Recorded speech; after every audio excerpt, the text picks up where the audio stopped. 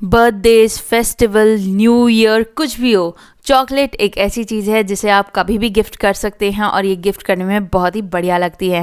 Hello मेरी dear smart chefs, कैसे हैं आप आज? होपफुली सब ठीक ठाक होंगे। तो मैं हूँ श्वेता और आज मैं आपके लिए लेके आई हूँ कैरमल चॉकलेट्स की रेसिपी, जो खाने में भी डिलिशियस लगती हैं, देखने में भी डिलिशियस लगती हैं और किसी को गिफ्ट करने में तो बहुत ही मज़ा आता है। तो सबसे पहले हम कैरमल सॉस बना लेते हैं।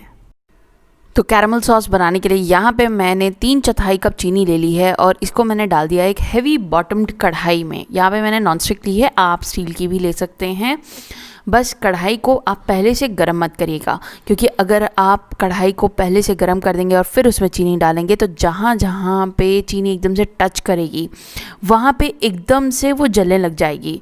तो इसको इसी तरीके से कढ़ाई में पहले डालना है और फिर आप फ्लेम को ऑन कर दीजिएगा। फ्लेम इस समय मैंने हाई पे ऑन रख रखा है। तो कोशिश करिएगा जब भी आप कैरमल सॉस बनाएं इस तरीके के एक चौड़े बर्तन में ही बनाएं। क्योंकि इसको बनाते समय जो इसके आगे के स्टेप्स हैं उसमें ये बहुत ज़्यादा बबल करती है। तो अगर आप छोटे बर्तन में बनाएंगे तो ये बबल हो कर के बाहर गिर सकती है और फिर आपकी गैस भी गंदी हो जाएगी और एक्सीडेंट होने का भी डर है। यहाँ पे हमारी जो चीनी है आप देख सकते हैं हल्की हल्की मेल्ट होना स्टार्ट हो गई है। तो अब हम फ्लेम को मीडियम पे कर देंगे, क्योंकि इस समय ये मेल्ट होना स्टार्ट हो चुकी है। टेम्परेचर काफ़ी हाई है। इस समय अगर आप हाई फ्लेम पे रखेंगे तो हो सकता है कहीं कहीं से आपकी जो चीनी है वो हल्की हल्की जलनी स्टार्ट हो जाए। तो इस समय आप इसको लगातार चलाते रहिएगा ताकि ये इवनली मेल्ट हो, क्योंकि ये जो स्टेज होती है ये सिचुएशन थोड़ी सी ट्रिकी होती है। क्या होता है कि कई बार होता है हमारी जो चीनी है ना वो पूरी तरीके से मेल्ट नहीं हो पाती है, पिघल नहीं पाती है, मगर जलना स्टार्ट हो जाती है। तो इस समय इसको लगातार चलाते रहना है। ध्यान रहे इस समय चीनी का जो टेम्परेचर है वो बहुत हाई होता है, एकदम लावा हॉट होती है। तो इसको इस तरीके से आपको हैंडल करना कि ये छिटके नहीं, वरना आपका हाथ जल सकता है। तो यहाँ पे हमारी जो चीनी है पूरी तरीके से पिघल चुकी है। इस समय आप फ्लेम बिल्कुल लो पे कर दीजिएगा, क्योंकि इस समय इसका टेम्परेचर वैसे ही बहुत ज़्यादा हाई है। ये अपनी ही गर्माहट से और डार्क हो जाएगी। इसको हमें बस हल्का सा लाइट ब्राउन कलर का करना है। तो यहाँ पे हमारी जो पिघली हुई चीनी है इसका जो कलर है आप देख सकते हैं ये लाइट ब्राउन कलर का हो चुका है। यहाँ पे मैं गिरा रही हूँ तो आपको समझ में आ रहा होगा। तो अब हम इसमें डाल देंगे 50 ग्राम बटर। यहाँ पे मैं मार्केट वाले बटर का ही इस्तेमाल कर रही हूँ। ये 100 ग्राम की टिक्की आती है इस तरीके से, तो मैं इसको आधा काट के इस तरीके से डाल देती हूँ। तो यहाँ पे मैं मार्केट के बटर का इस्तेमाल कर रही हूँ और ये सॉल्टेड बटर है, तो इसमें अलग से सॉल्ट यानी कि नमक डालने की ज़रूरत नहीं है। मगर अगर आप घर का बना हुआ मक्खन का इस्तेमाल कर रहे हैं तो इसमें आप अलग से 1 से 2 चुटकी नमक ज़रूर डालिएगा, क्योंकि जो कैरमल सॉस होती है उसमें हल्का सा नमक रहता है। तो बटर को हम डाल करके इसको अच्छे से मिक्स कर देंगे। दोस्तों मिक्स करते समय बहुत ज़्यादा ज़ोर से मिक्स मत करिएगा, क्योंकि आप खुद देख सकते हैं कि जब मैंने बटर डाला था तो एकदम से बबल्स उठे थे। इस समय अगर आप ज़ोर से मिक्स करेंगे तो हो सकता है कि सॉस बाहर छिटक जाए। तो अब हम इसमें 80 ml फ्रेश क्रीम डालेंगे। अमूल की फ्रेश क्रीम है, ये मार्केट में बहुत ही इजीली अवेलेबल है। इस सॉस को बनाने के लिए आपको अलग से वो हैवी विपिंग क्रीम की ज़रूरत नहीं होती है। नॉर्मल अमूल की फ्रेश क्रीम से काम चल जाता है। यहाँ पे आप देख सकते हैं क्रीम डालते ही कितने ज़ोर से बबल्स आते हैं, इसलिए मैं आपको कह रही थी कि हमेशा चौड़े बर्तन का इस्तेमाल करिएगा ताकि कोई एक्सीडेंट्स ना हो। तो दोस्तों इस कैरमल सॉस को आप दूध से भी बना सकते हैं। इसकी भी रेसिपी मैंने अपने चैनल पे शेयर करी है एक केक डेकोरेशन में, आप ज़रूर चेकआउट करिएगा। उस केक को मैंने कैरमल सॉस से ही डेकोरेट करा है और बहुत ही ईजीली डेकोरेट हो जाता है। तो यहाँ पे आप देख सकते हैं हमारी जो कैरमल सॉस है काफ़ी थिक हो चुकी है, तो ये ऑलमोस्ट बन चुकी है। तो अब हम कर देंगे फ्लेम को बंद और इसको रूम टेम्परेचर पे आने देंगे। हमारी जो कैरमल सॉस है वो बहुत ही अच्छे से ठंडी हो चुकी है, आप देख सकते हैं काफ़ी गाढ़ी हो गई है। और अब आप इस कैरमल सॉस को एक साफ़ सुथरे एयर टाइट कंटेनर में रख कर आराम से 1 से 2 महीने के लिए फ्रिज में रख कर के स्टोर कर सकते हैं। इससे आप अपनी चॉकलेट्स बना सकते हैं, अपने केक्स, कप केक्स को डेकोरेट कर सकते हैं। इसका टेस्ट बिल्कुल टॉफ़ी जैसा होता है। इसे आप अपने शेक्स को सजाने में भी इस्तेमाल कर सकते हैं, बहुत ही बढ़िया लगता है। तो ये कैरमल सॉस तैयार हो गई है, तो अब हम अपनी कैरमल चॉकलेट्स बना लेते हैं।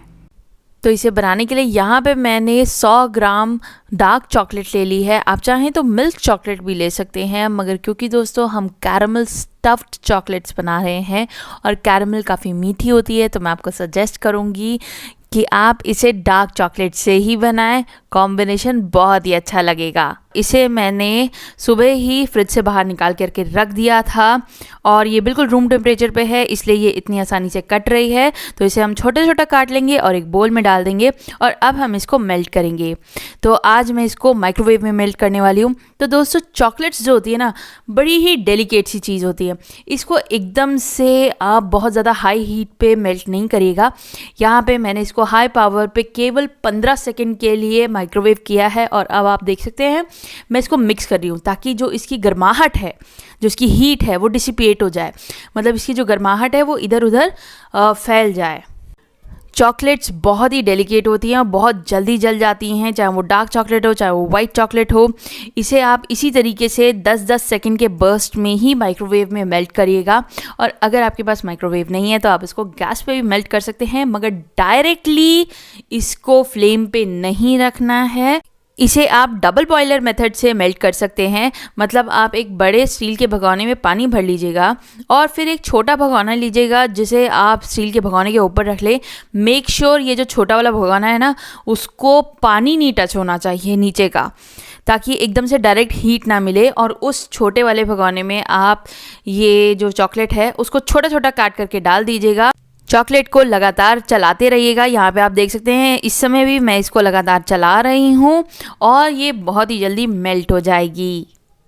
एक और चीज़, जब आप चॉकलेट को मेल्ट कर रहे हो तो इसके अंदर पानी नहीं जाने चाहिए दोस्तों, वरना जो चॉकलेट है वो सीज हो जाती है और एकदम से अजीब से ही टेक्सचर में आ जाती है और फिर वो ठीक नहीं होती है, तो वो आपका बैच ख़राब हो जाएगा। तो यहाँ पे आप देख सकते हैं हमारी जो चॉकलेट है वो बहुत ही बढ़िया तरीके से मेल्ट हो चुकी है। तो अब हम इसको साइड में रख देंगे और यहाँ पर मैंने चॉकलेट मोल्ड्स ले लिए हैं। तो अब हम इन चॉकलेट मोल्ड्स को पूरा का पूरा भर लेंगे। मेक श्योर जब भी आप इस तरीके की फिलिंग वाली चॉकलेट बना रहे हो, जैसे आज हम कैरमल फिल करके बना रहे हैं, तो आप इस तरीके के गहरे मोल्ड्स लें, क्योंकि छोटे वाले मोल्ड्स में ना अच्छे से फिलिंग नहीं हो पाएगी और फिर मज़ा नहीं आएगा।